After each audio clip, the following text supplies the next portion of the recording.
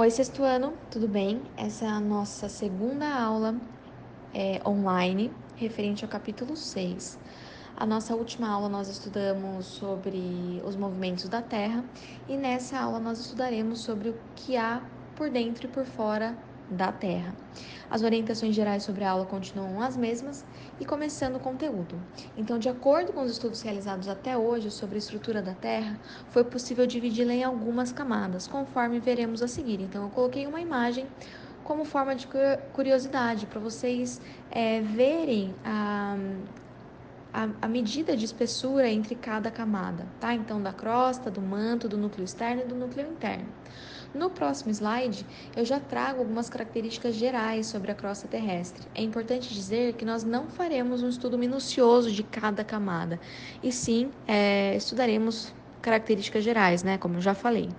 Então, a crosta terrestre é a camada mais superficial da Terra, habitada pelos seres humanos e por outros seres vivos. Suas medidas podem variar, apresentando de 5 a 10 quilômetros de espessura na área oceânica e de 25 a 50 quilômetros na área continental. Eu coloquei um linkzinho aí sobre curiosidade e é sobre isso que eu vou falar agora. Vocês sabiam que quanto mais se avança em direção ao centro da Terra, mais a temperatura aumenta? Mais ou menos para vocês terem ideia, a cada quilômetro escavado pode aumentar a temperatura entre 20 graus Celsius a 40 graus Celsius. Outra curiosidade importante também falar nessa matéria é que a crosta flutua no material que forma a segunda camada, chamada de manto. No próximo slide, que fala sobre o manto, ele localiza-se abaixo da crosta terrestre. Ele é considerado a maior camada da Terra, com cerca de 2.900 quilômetros de espessura. Ele pode ser dividido em duas partes, o manto externo e o manto interno. E vocês sabiam que também nessa camada da Terra, a junção do manto superior com a crosta terrestre é denominada litosfera. De novo, eu coloquei um outro link aí nesse slide e a curiosidade é a seguinte: o manto externo é mais próximo da crosta terrestre. Ele é feito de material rochoso de consistência pastosa. Já o manto interno, ele é mais próximo do centro da Terra. É composto de material rochoso em estado líquido, condição possível graças às altas temperaturas e pressões que ocorrem nessa camada, ok? Importante dizer também que as rochas derretidas são denominadas magma, e quando esse material é expelido do interior dos vulcões para fora, ele é denominado lava, ok? O próximo slide fala sobre o núcleo.